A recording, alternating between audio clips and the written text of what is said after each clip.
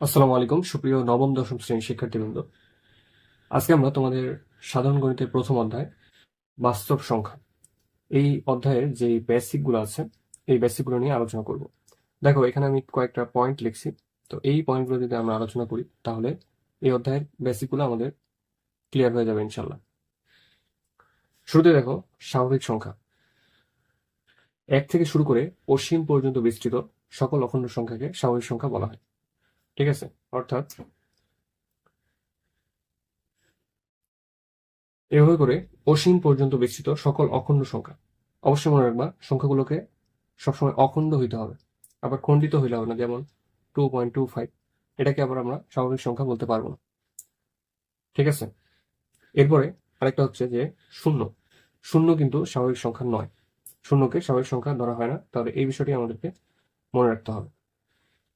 এবার দেখো স্বাভাবিক সংখ্যাকে আমরা দুইটা ক্যাটাগরিতে ভাগ করতে পারি। একটা হচ্ছে মৌলিক সংখ্যা এবং আরেকটা হলো যৌগিক সংখ্যা।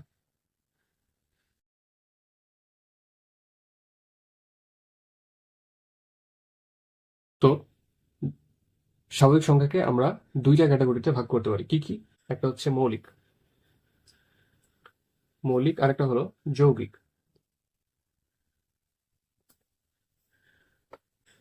দেখো মৌলিক সংখ্যা কোনগুলা এটা হয়তো তোমরা আগে থেকে জানো।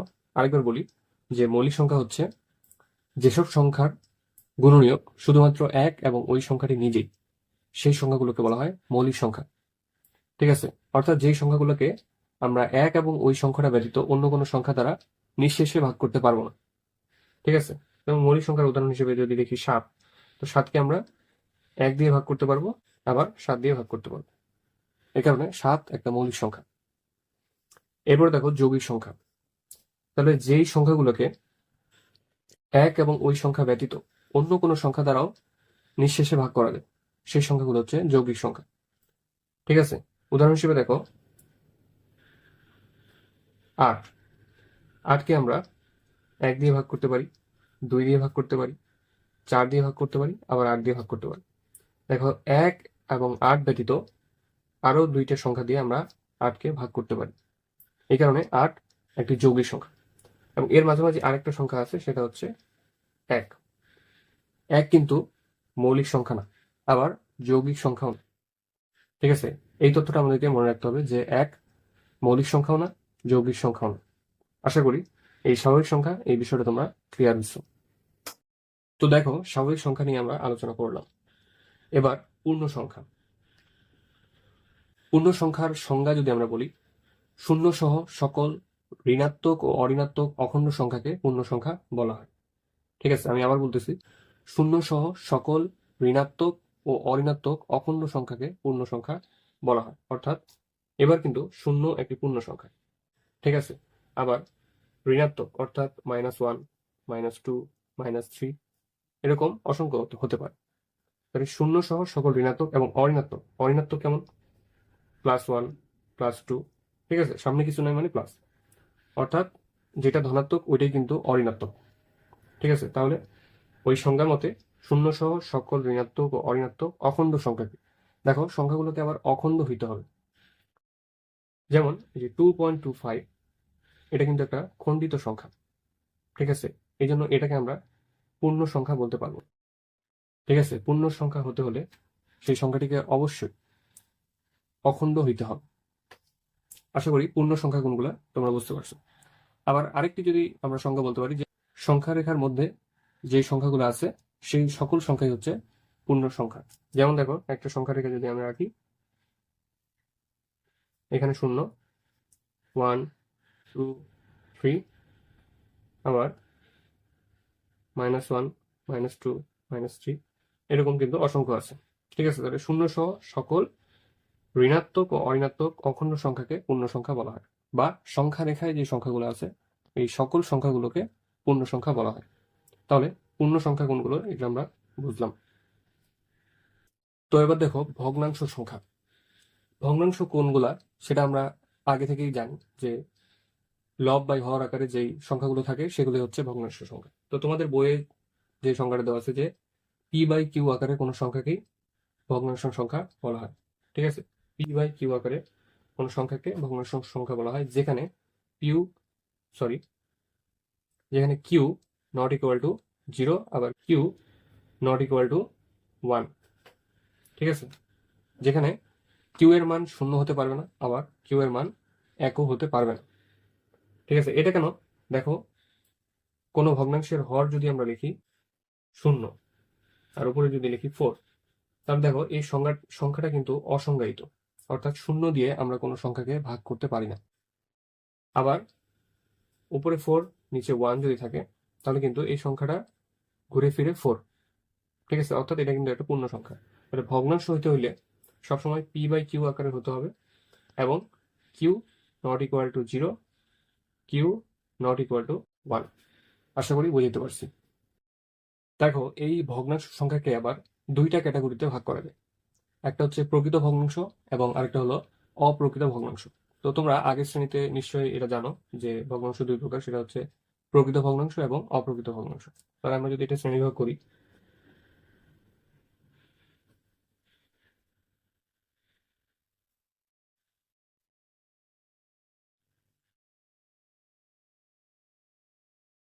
ঠিক আছে, একটা প্রকৃত এবং আরেকটা অপ্রকৃত।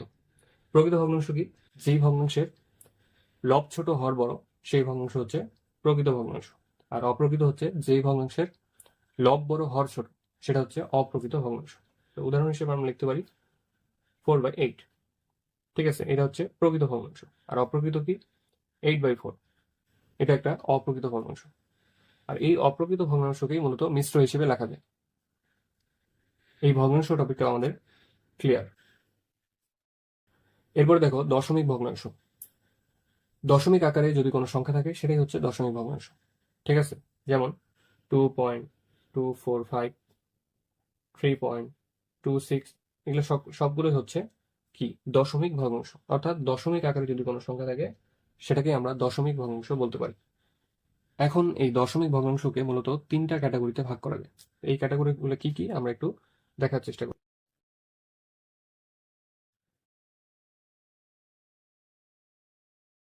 দেখো, দশমিক ভগ্নাংশকে আমরা 3টা ক্যাটাগরিতে ভাগ করতে পারি। সেগুলো হচ্ছে সসীম দশমিক ভগ্নাংশ,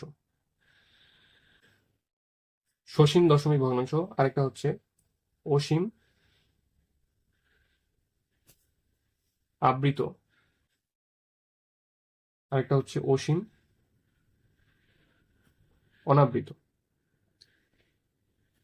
ঠিক আছে, তো সসীম দশমিক ভগ্নাংশ, অসীম আবৃত, অসীম অনাবৃত, এই 3টা জিনিস আমাদের ভালোভাবে জানতে হবে, কারণ সামনে অঙ্ক করার ক্ষেত্রে এই 3টা টপিক আমাদের খুবই কাজে দিবে।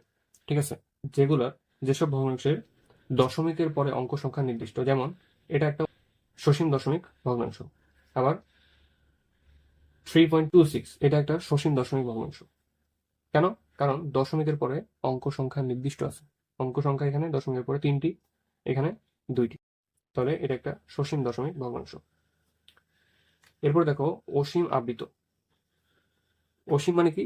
যেই ভগ্নাংশটার মানে দশমিকের পরে অঙ্ক সংখ্যা নির্দিষ্ট থাকবে না, অর্থাৎ অসীম পর্যন্ত চলতেই থাকবে, কোনো শেষ নেই, সেই ভগ্নাংশটাকে আমরা বলতে পারি অসীম দশমিক ভগ্নাংশ। এখন এই অসীমের মধ্যে একটা হচ্ছে আবৃত আর একটা অনাবৃত।